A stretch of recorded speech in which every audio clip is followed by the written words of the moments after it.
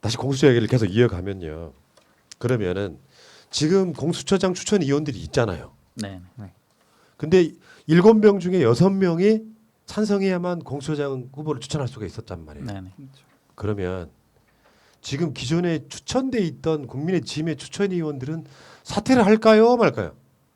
지금 한 명은 이미 이현 변호사는 이미 자기는 네. 그 참석하지 않겠다, 뭐 사퇴하겠다라는 변을 밝힌 것 같고 어. 나머지 한 명은 지금 모릅니다. 근데 그 사람이 와봐야, 그러니까 석동현? 어차피 석동현인가요? 어. 7분의 5를 이제 기존에 그 5표를 얻었던 사람들이 있지 않습니까? 2명. 네. 전현정 변호사와 그 다음에 김건욱 변호사 두 분이 뭐 받았었습니다. 그러니까 7분의 5를. 이 얘기는 국민의힘을 제외하고는 거의 컨센서스에 갔었다. 예. 합의에 이르렀었다. 그렇기 때문에 그 이현 변호사 같은 경우는 지금 그런 선언을 할 수밖에 없는 게 들어와봐야 본인들이 가지고 있던 비토권이 아예 없어진 거거든요. 차라리 그냥 나가버리고 비워놓는 게 훨씬 더 여론 선동하기 좋지. 그렇죠. 참여하면 오히려 동조한 것으로 되는 것이고 아마 국민의힘은 안 보낼 것 같습니다. 지금 당론 차원으로. 자, 그렇게 되면 이제 어차피 7명 중에 5명만 찬성하면 되니까 대법원 행정처에서 추천하는 사람, 법무부 장관이 추천하는 사람, 변협에 추천. 변협 추천 이렇게 하고 민주당이 2석 이렇게 해서 굉장히 빨리 진행이 되겠네요. 문제는 이제 이 청문회 절차일 텐데 어쨌건 이런 아니, 상황이 거기에 이제 있고. 두 가지 설이 있는데요. 예. 그러니까 기존에 그 추천받았던 그 이제 11명이었는데 그 중에 한 명이 사퇴했었고 또 한 명이 뭐 사퇴했다고 그러더라고요. 그래서 어쨌든 지금 남아 있는 후보가 9명입니다. 예. 그 9명 가운데서 그 우리가 기존 후보를 그냥 그대로 갈 건지 아니면 더 좀 우리가 원하는 후보, 그러니까 비토권을 그 우려해서 포함시키지 않았던 후보를 우리가 추가시킬 건지에 대해서는 논의를 아마 한번 할 것 같고 당 차원에서 고민을 할 것 같고 그다음에 가장 쉬운 절차로는 기존에 있는 후보들을 그냥 그 안에서 인선하자. 왜냐하면 그 안에서 토의가 몇 번 이루어졌기 때문에 중립적 입장이라고 여겨지는 법원행정처와 변협에서 그 동의했던 분들이기 때문에 그분들 중에서 인선하는 게 제일 쉬울 거라는 설이 있고 한 명이 만약에 추가된다 그러면 제일 그 유력시 되는 분이 이광범 전 특검입니다. 그분을 추가시켜서 한번 해보자라는 설이 있는데 그분이 지금까지 역대 특검 중에서 가장 호평을 받았던 분이죠. 그 내곡동 사저 관련돼서. 그러니까 이게 이런 부분이 있어요. 공수처장이 임명돼도 늘 이제 부담으로 남을 수밖에 없는 것이 저 사람은 원래 성향이 저런 사람이야라고 하면 또 이제 특검이 뭔가 다른 식의 의도를 갖고 정치적 수사를 한다는 논란은 늘 있을 겁니다만 저는 이렇게 봐요. 첫 술에 배부르기 힘들고 그래서 공수처라는 게 출범을 하고 어떤 경우에 공수처가 수사하는 게 뭔가 우리한테 기분이 나쁘게 하는 수사도 할 수 있단 말이죠. 그렇지만 공수처가 세워져서 대한민국 역사에 이게 제기된 지도 20여 년 만에 대한민국 역사에 수사권을 가지고 검사들을 수사할 수 있는 또는 대한민국 최고의 권력을 수사할 수 있는 그 기구가 만들어졌다는 것은 결코 정권 차원에서만 보면 딱히 유리한 것만도 아닙니다. 어느 쪽도 마찬가지라고 생각이 들어요. 근데 이제 이게 만약에 나중에 이 공수처장 뭐 등등 관련해 가지고 또 편향적으로 막 또 임명이 돼 가지고 대통령이 그럴 일은 없겠지만 그 생각만 해도 끔찍하긴 한데 정권이 바뀌었을 때 어떤 자기 정권 편향적인 공수처장이 대통령 비리 같은 거를 수사하지 않는 뭐 이런 식의 써먹을 수도 있겠지만 그러다 보니까 검찰에 대한 견제 기능이 훨씬 더 중요해졌다는 거죠. 다른 방식으로 이야기를 하면. 제가 볼 때는 어떻든 간에 공수처가 출범하고 공수처에서 이제 이런저런 수사를 할 텐데 아마 그 사람들도 어떻든 간에 그 사람들도 검찰의 견제를 받을 수밖에 없잖아요. 자기들이 수사 대상으로 삼는 것이 고위공직자고 뭐 대통령이고 국회의원이고 판검사지만 어떻든 간에 잘못하고 있거나 이런 것들 관련해서 그 공수처에 근무하는 사람들도 검찰의 수사 대상이 될 거기 때문에 그런 부분들은 뭐 이렇게 그 상황에 맞게 잘 정리가 되지 않을까 싶습니다. 그러니까 지금 말씀하신 부분이 굉장히 중요한데 이게 상호 견제죠. 네, 그러니까 공수처가 고위공직자에 대해서, 그러니까 대한민국에서 실은 권력형 부패가 일어나면 고위공직자들이 하는 겁니다. 그 밑에 하급 공무원들은 뭐 생활형 뭐 범죄를 저지를 수 있지만 가장 큰 덩어리는 주로 공수처 수사 대상인 사람들, 이 사람들이 가장 문제가 되는 거고 지금 검찰이 왜 지금처럼 이렇게 집단 조폭 같은 그 활동을 할 수 있느냐. 이게 바로 견제하는 장치가 아무도 없는 거죠. 그렇죠. 그러니까 검사라는 옷을 입는 순간 아무도 견제하지 못하고 견제할 수 있는 게 그 형법을 적용하는 건데 기소 독점, 기소 편의를 자기들 마음대로 하기 때문에 우리가 기소하지 않으면 죄를 물을 수 없어가 되는 거거든요. 근데 지금 그래서 공수처에서는 판사와 검사에 대해서는 기소권, 수사권을 가지고 있습니다. 나머지 인사들에 대해서는 수사를 하고 나서 기소는 검찰에 맡기는. 그래서 말씀하신 대로 공수처가 만병통치약이 아닙니다. 그러니까 마법의 탄환이 아니에요. 그렇죠. 그래서 공수처도 실은 좋은 검찰이 등장해서 견제받아야 되고 예. 그다음에 공수처도 검찰이나 그 고위공직자, 사법부도 적절하게 견제해야 되고 이게 지금 민주정부 우리 김대중 대통령, 노무현 대통령 그리고 문재인 대통령이 계속적으로 20년 넘게 지금 주장해온 기구거든요. 근데 최근에 역사가 어떤 일정한 흐름이 있나 봐요. 김봉현 씨가 폭로했던 검사들한테 술접됐다라고 하는 그것이 사실로 드러났는데 신기하게도 내가 검찰이라면요 공수처가 세워지고 이런 시점에 굳이 욕 처먹을 그 계산 방법 있잖아요. 소위 말해 우리가 쓰는 이쪽에 뿜빠이 방식 죄송해요. n분의 1 이 방식으로 술값을 나누는 걸 어떻게 하는데 한 놈한테만 죄를 몰아주는데 뇌물죄는 싹 빼주고 그리고 나머지를 그런 식으로 그러니까 무혐의 처리하는 방식으로 수사 결론을 내리면 당연히 국민들 입장에서 야 공수처가 있어야 되는구나 라고 느끼게끔 만들어주지 않습니까? 그렇죠. 나는 그러니까 물론 죄를 지은 만큼 수사하면 되는데 누가 봐도 수사의 결론이 이상하잖아요. 11시 전에 갔으니까 이 사람은 100만 원이 안 넘어. 그러니까 내가 봤을 때는 세 사람 다 사실은 다 뇌물죄예요. 그리고 기소한 놈도 뇌물죄로 기소하는 게 맞거든요. 이미 그 사람 수사팀의 검사까지 들어왔다고 하면 미래에 일어날 일도 검사들에 대해서는 대법원 판례는 뇌물로 보는 게 맞다는 것이 대법원에 판례인데 말이죠. 그러니까 추미애 장관한테도 명분이 또 생기더라고. 그러니까 이럴 타이밍에 정말 그렇게까지 하는 게 웃기긴 한데 한편으로 살펴보면 아 진짜 검사들의 특권 의식이 정말 대단하구나. 우리 정말 선택받은 사람들이다라는 게 이거는 뭐 바꿀래야 바꿀 수 없는 것 같고 거기다 덧붙여서 어떤 이러한 공수처 출범의 움직임, 검찰 개혁의 어떤 시민들의 목소리 자체를 별것도 아닌 걸로 너희들이 해봤자 뭐가 있겠어? 라고 보는 시각이 깔려 있구나. 그러니까 말씀하신 것처럼 이 엄중한 시기에 그냥 들어도 장난하나? 이런 그런 뭐 처분을 해버리잖아요. 그래서 아 그렇구나라는 것들이 분명히 드러나더라고요. 예. 그러니까 가장 속된 얘기로 중이 제 머리를 못 깎는다. 예. 역시 그 견제하는 기구는 외부에 있어야 됩니다. 네. 근데 예를 들어서 우리 식구가 잘못한 거에 대해서 내가 개인적으로 어느 정도 그 꾸중은 할 수 있지만 정말 형을 살게 하겠습니까?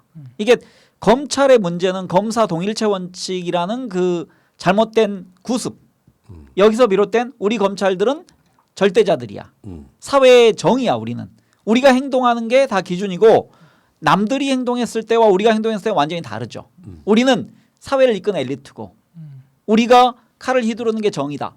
이거는 너무 자의적 판단에 의해서 검찰들이 지금까지 살아온 거고 예. 자기들의 범죄에 대해서는 무한히 너그럽고 예. 타인의 범죄에 대해서는 그 정말 그 별건 수사라는 명목으로 수백 차례 이렇게 그 압수수색을 할 수 있는 특수부 가면 누군가는 피의자는 죽어서 나와야 되는 예. 그런 관행을 만든 거죠 지금. 여기 지금 관련해 가지고 추미애 장관이 페이스북에 쓴 글 중에 이 사건의 처분에 대해서 언급한 부분이 있어요. 1. 라임 사건에 대한 총장의 관심이 지대하다는 것은 이미 지난 여름 한동훈이 공개한 녹취록이 등장합니다. 지난 3월 한동훈과 이동재 사이의 대화를 담은 녹취록에 있는 내용처럼 총장은 남부지검장 송사면을 따로 만나 라임 사건 수사에 대해 각별한 관심과 동료를 표시합니다. 이것은 많은 언론이 이미 보도한 바 있습니다. 그러니까 이 라임 사건 관련한 이 처분들은 윤석열과 밀접한 연관이 있다는 걸 지금 이야기하고 있는 거예요. 2. 그리고 10월에 공개된 김봉현의 자필 편지에서 라임 사건에 대한 총장의 각별한 관심이 다시 등장합니다. 3. 한동훈의 녹취록, 라임 사건에 보인 총장의 관심에 대한 대대적인 언론 보도를 비추어 보면 검사 술자리 접대를 말했던 김봉현의 진술이 의심스럽다기보다 오히려 맥락상 일치한다는 것을 알 수 있습니다. 4. 라임에 특별한 관심을 가지고 있는 총장과 두터운 친분을 가지고 있음을 과시한 이주영 변호사. 이런 가운데 이 변호사가 데리고 온 특별한 검사들을 소개받는 김봉현. 과연 그 만남의 자리에서 김봉현은 그 검사들과 편하게 같이 먹고 마시고 즐겁게 놀았을까요? 그리고 그날 술자리 술값도 김봉현을 포함해 검사들과 나누어 계산하는 것이 자연스러울까요? 누구나 가질 수 있는 합리적 의문이 들지 않을 수 없습니다. 이래서 공수처가 필요합니다. 뭐 물론 제가 중력을 하긴 했습니다만. 진짜 자연스럽지 않고요. 제가 근데 이런 말씀 드리면 참 애매하기는 한데 사실은 모든 검사님들 100명이면 100명 다 그런 건 아니잖아요. 저 같은 경우는 어떤 검사님 같은 경우는 사적으로 만나서 밥 먹을 때 변호사랑 밥 먹으니까 내가 내겠다 이런 검사님도 계시더라고요. 변호사랑 밥 먹는데 불쌍해 보여서 그래. 아 그래서 그랬구나. 돈 많이 안 보이잖아. 돈 있어 보이지가 않잖아요. 그래서 지금. 그래서 그렇게 그럴 수도 있겠네. 그러니까 사적으로 만나서 변호사랑 밥 먹는데 밥값은 뭐 선배기도 하시니까 본인이 내겠다 이러시더라고. 술값도 저는 술을 못 마시지만 본인이 술 마셔서 술값을 내는지 모르겠지만 본인이 내는 사람도 충분히 있거든요. 예외적인 경우일 수도 있는데 근데 어떻든 간에 좀 많은 검사님들이 좀 이렇게 특권 의식이나 이런 거에 좀 매몰되어 있지 않나 이런 생각이 근데 그 해보네요. 개인으로 보면 충분히 그럴 수 있어요. 개인으로 만나면. 그러니까 저도 옛날에 권위주의 시대에 국정원에 근무하는 후배를 만나면 그렇게 착합니다. 하지만 그들이 그 안에서 하나의 그 집단화됐을 때는 그 국민들에 대해서 저항하는 모습이 너무도 확연하다는 얘기죠. 맞습니다. 네. 어쨌든 지금 저는요 이게 윤석열 징계위와 공수처 처리 문제가 이슈가 됐기 때문이지만 김봉현 씨의 이 폭로로 실제로 김봉현한테 술을 얻어먹은 검사가 그렇게 처분받는 것도 이슈가 돼야 되고 그 중에 한 명이 지금 그러니까 기소가 됐다고 하는데 거기에 그 사람이 그 수사팀의 검사로 왔다는 것 자체가 사실은 아까 말한 이슈들이 없는 상태라면 나라가 흔들릴 이야기잖아요. 근데 이게 아무렇지도 않게 국민들한테 받아들여져 버리는 거예요. 검사 새끼들 또 놈사람과 술 처먹었네. 나는 이게 잘못됐다고 생각을 하는 거죠. 다른 것도 아니고. 그게 뭘 보여주냐면 이제 소위 그 검사로서 옷을 벗은 사람들이 자기들이 수임하는 사건 아니면 관여된 사건에 대해서는 그 배당까지도 실은 영향을 미칠 수 있다는 걸 보여주는 겁니다. 그러니까요. 그러면은 그 옷 벗은 검사 출신의 옷 벗은 사람들은 아무리 정관 예우를 금지하는 법이 있다 할지라도 어떤 형태로든 수익이 보장되는 구조로 만들어주고 현직에 있는 검사들이 또 현직에 있는 검사들이 이런 식으로 술 접대 받고 용돈 받고 아니면 스폰서 소개받고 그리고 나서 이 사람들이 또 본인들이 퇴임을 생각하면 이런 구도를 만들어서 후배들에게 또 전수시켜야 되고 이 문화를 깨야 되는 겁니다. 우리나라 맞습니다. 검찰은. 그러니까 이것들을 깨기 위해서 그 중에 아주 일부의 조직이 만들어진 게 공수처라고 보시면 되죠. 견제를 받지 않으니까. 그러니까 이거 다른 측면에서 보면요, 윤석열이 징계위가 진행 중이긴 한데 또 반대로 우리가 얘기를 해보면 공수처가 만들어짐으로써 검사들의 어떤 그 끈끈한 카르텔도 사실 균열이 날 거라고 저는 생각을 하거든요. 그래서 공무원으로서 따박따박 월급이나 받으면서 그냥 공무원으로 살아야겠다라고 마음을 고쳐먹는 검사들이 꽤 나올 것이다. 전 그렇게 봐요. 근데 아마 검사들도 약간 위기의식을 느끼는 게 전에는 그 사법연수원이라는 어찌 보면 대한민국 다른 대학 출신들이 사법고시를 보지만 결국은 하나의 그 대학원 형태, 로스쿨 형태로 사법연수원 나와서 다 동일한 동문이 되는 거잖아요. 그 기수를 또 기수 문화가 또 만들어지고 그러면서 검찰에 들어가면 특히 그중에 검사들은 우리는 하나의 식구야. 예. 근데 아마 이게 로스쿨 탄생으로 그런 의식이 조금 희석되기도 하고 그다음에 지금 변호사 수가 증가함으로써 그들도 변호사 시장에 나왔을 때 나도 경쟁해야 되는구나. 옛날보다 밥그릇이 훨씬 적어졌구나. 그런 면에서는 이렇게 그 법률 시장에 로스쿨이 도입된 것 자체가 검찰 개혁의 일환이 되는 거죠. 그렇죠. 맞죠. 정관용이 없애자는 취지도 일단은 있으니까. 또 다른 논란이 있긴 합니다만 그것은 또 어떻게 보면 명과 암이기 때문에 뭐 소위 말하면 개천에서 용난다는 것도 저는 의미가 없는 것일 수 있는 게 그냥 보통 사람이 고위 공무원 시험에 합격하는 정도의 의미를 둬야지 개천에서 용난다는 말은 그런 의미거든요.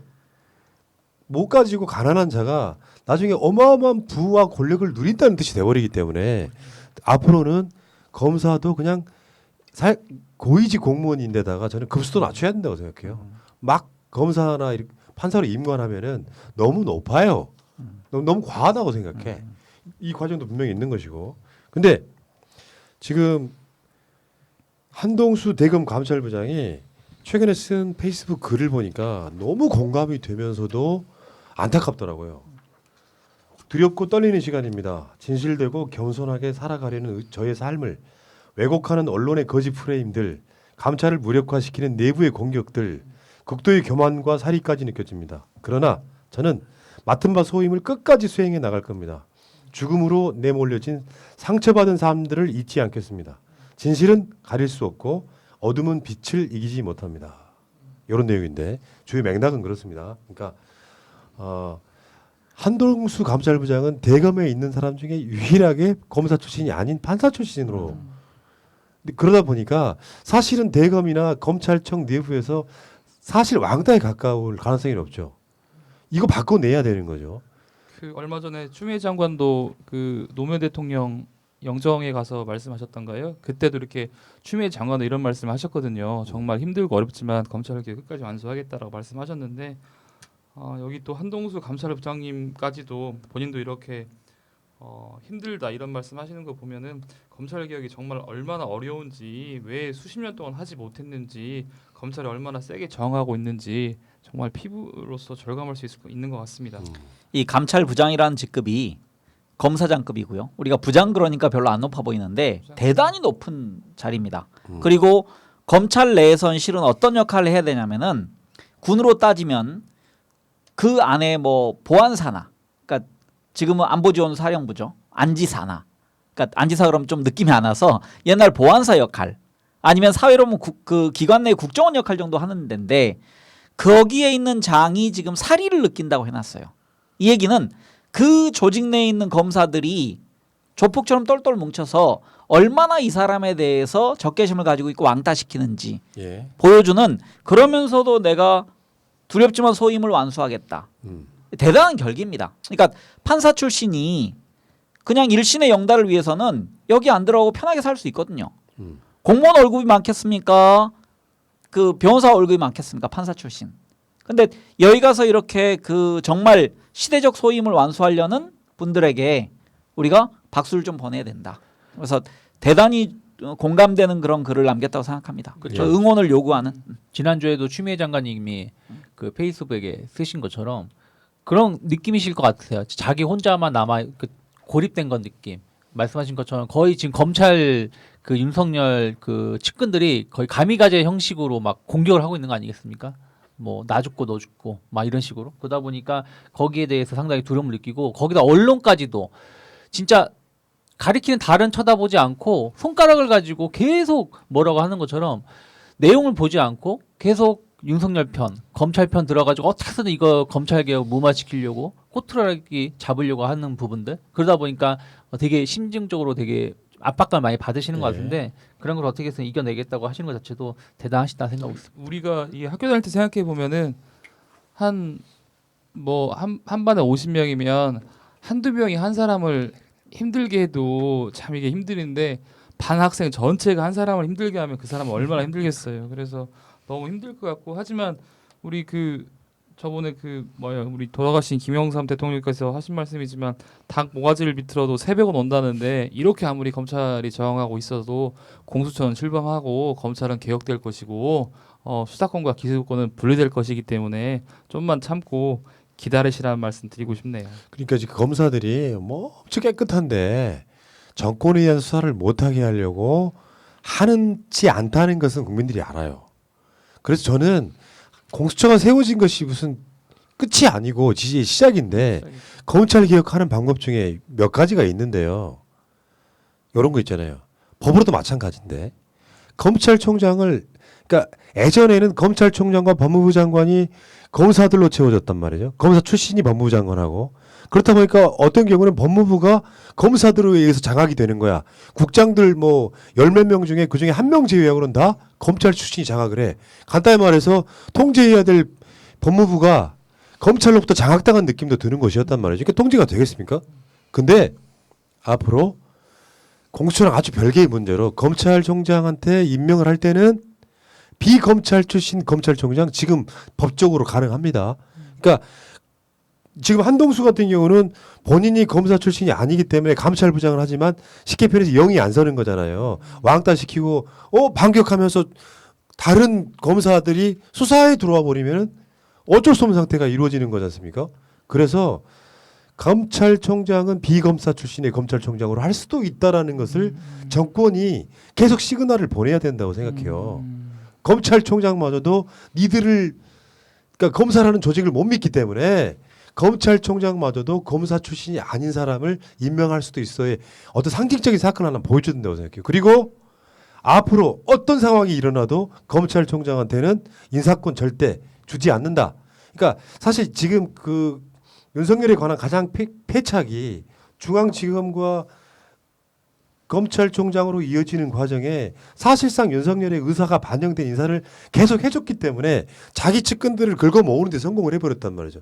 저놈이 반란 일으킬지를 모르고 자기 주요 사단들을 다 쉽게 표현해서 서울 주변에다가 결집시켜버린 꼴이 돼버렸기 때문에 이 부분도 같이 가야 된다는 거예요. 그러니까 그 당시에는 뭐 그게 어찌 보면 윤석열에게 주는 것이 당연하다고 우리가 또 한편으로 느꼈고 그 한 나이는 있지만 윤석열이 그 연수원 기수로 그 당시 문화로 봤을 때 그 2단계 정도를 그냥 초고속 승진한 겁니다. 그래서 그 과정에서 실은 괜찮은 검찰총장 후보자들로 여겨졌던 사람들이 옷을 벗었거든요. 우리는 그 사람들을 무시했지만 말씀하신 대로 이제 그 독일이 군대를 안 갔다 온 여자가 국방장관 되는 것처럼 지금 문재인 정부에서는 법무부 장관은 계속적으로 비검찰 출신을 시키고 있잖아요. 예. 그러니까 장기적으로 정권이 저는 더 진전되면 우리가 계속 연속 집권이 되면 조만간에 비검사 출신 검찰총장이 나올 수 있다고 생각합니다. 예. 진짜 저도 생각하지 못했는데 좋은 아이디어신 것 같고 예전에 아이디어는 할 보면 것도 없이 예, 정권과 관계가 좋을 때는 그렇게 혜택을 받지만 예, 법령화 시켜가지고요. 그 특정 어떤 시점까지는 검사들이 수사권 등을 남용하지 못하도록 서로 카르텔을 만들어지지 않도록 최소한 검찰총장은 비검사가 출신이 하는 걸로 그러니까 했으면 좋겠어요. 예전에 DJ 정부에서도 이명재 검찰총장 같은 경우는 검사에서 퇴직했다가 변호사하면서 검찰총장으로 임명되고 그랬었잖아요. 근데 이제 앞으로는 정말 비검찰 출신도 총장 할 수 있는 때가 왔으면 좋겠는데 그러면 저는 원서를 준비하면 또 안 되겠네. 열심히 가고 다 크세요. 그러니까 원서를 좀 많이 읽어요. 원서를 많이 아따 진짜. 야 일단 여기 이야기 여기까지.